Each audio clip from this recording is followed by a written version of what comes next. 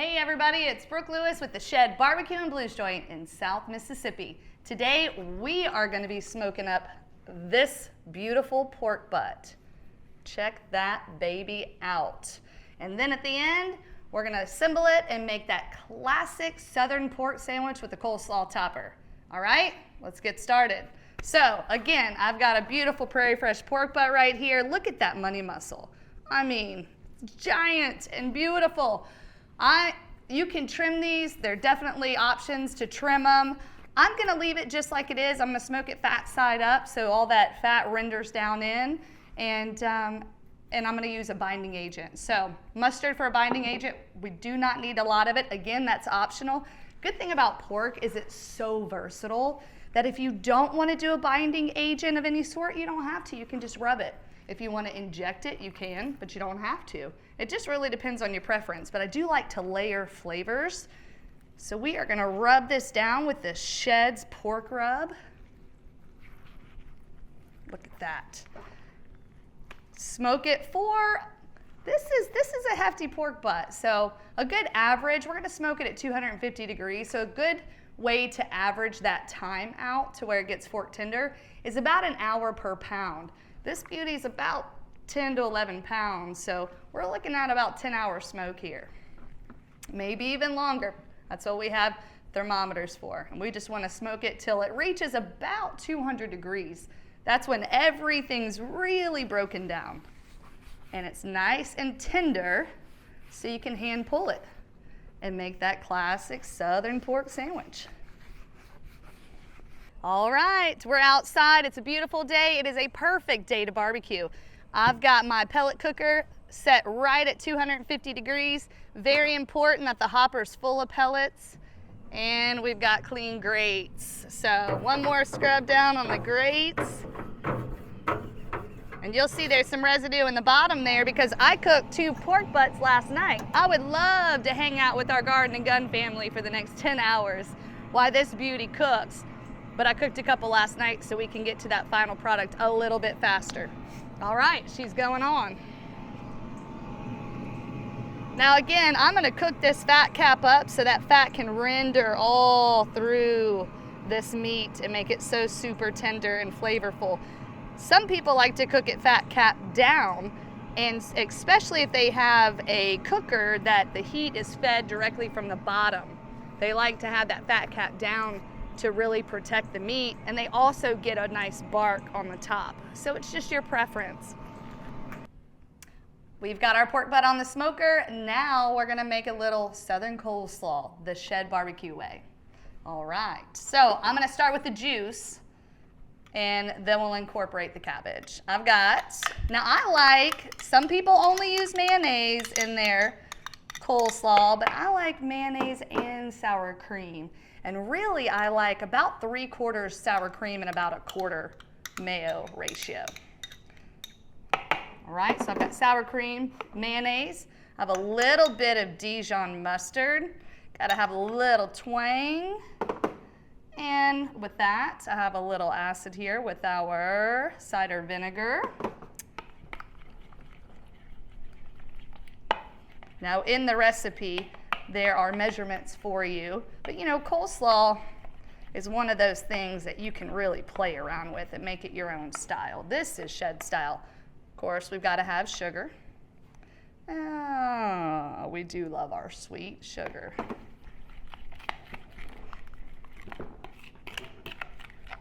All right. Now, of course, we're going to put salt and pepper in here as well. All right. Now I like black pepper. I like it in everything, so I went a little heavy on my black pepper. And I've got just a little pinch of salt. We don't need too much because we do have that mustard and cider vinegar that's going to also play a part in that saltiness. All right. Look at that.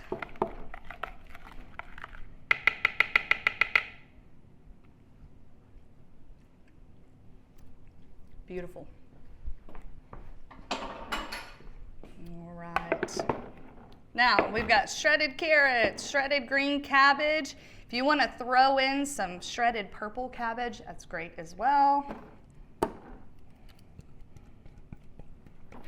So we're going to mix this up really well. The sugar is going to make it gritty, so we don't want to eat it just yet. We want to throw it in the fridge and get all of our other stuff together for our pork sandwiches. All right, we're inside and it is time to pull some pork. I cooked a couple of butts last night because the one on the pellet cooker is going to take us about 10 hours, and I just can't wait to dive down into a pork sandwich today with a coleslaw topper. Now, when we cook pork, especially on the competition circuit, we like for them to rest. The resting period is so critically important on really any cut of meat. Even if you cook a steak, you ought to let it rest on the counter for just a minute before you cut it open. That'll help tighten everything up and keep those juices in there. So I like to let them rest in a cooler. And I got my cooler here with my pork butts. Oh my goodness, that smell. Look at that. Look at that. Look at these juices. I mean, beautiful. Now, you'll see how dark it is on the outside. Smoke creates this dark. It also will create a pink tint to the meat when it has a nice smoke. You've heard of a smoke ring. Say you cook a whole brisket and you slice that brisket up real nice. You'll see that that top, you know, kind of a quarter of that top piece of that meat has got that pink smoke ring on it. Smoke is flavor. Let's pull this guy down. Here's our fat cap, protected all our meat. Look at this. Oh my goodness. See the pink tint here?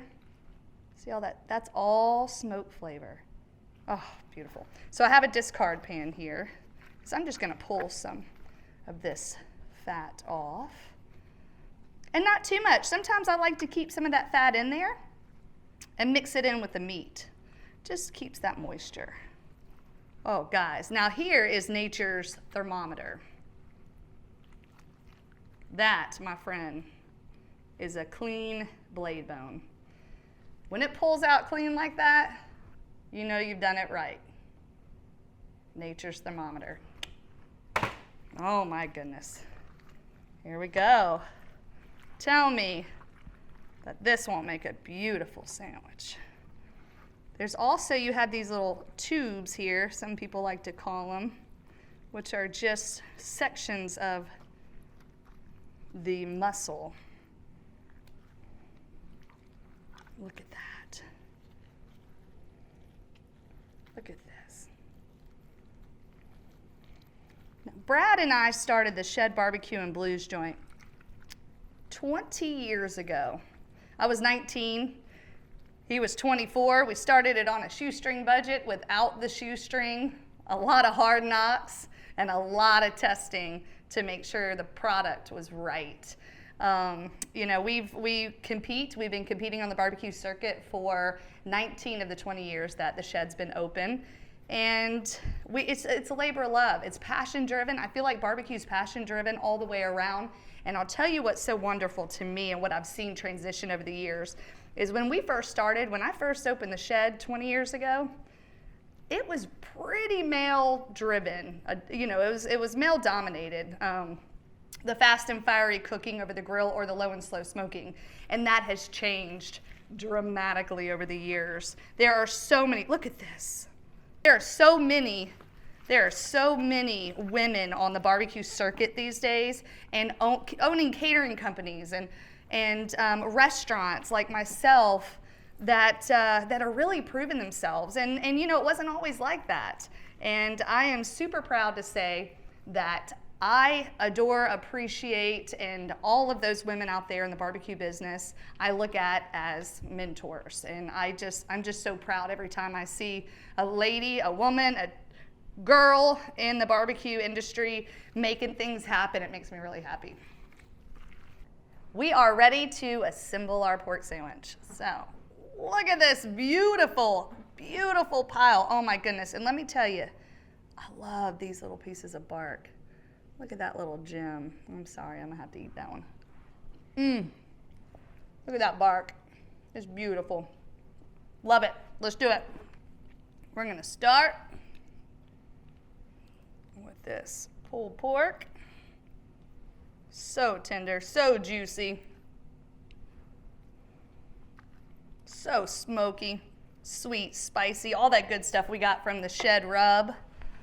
Now we're gonna go straight to one of my favorites, the shed Southern Sweet Barbecue Sauce.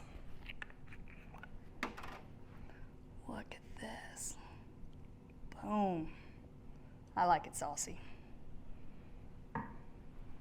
And last but not least, coleslaw topper.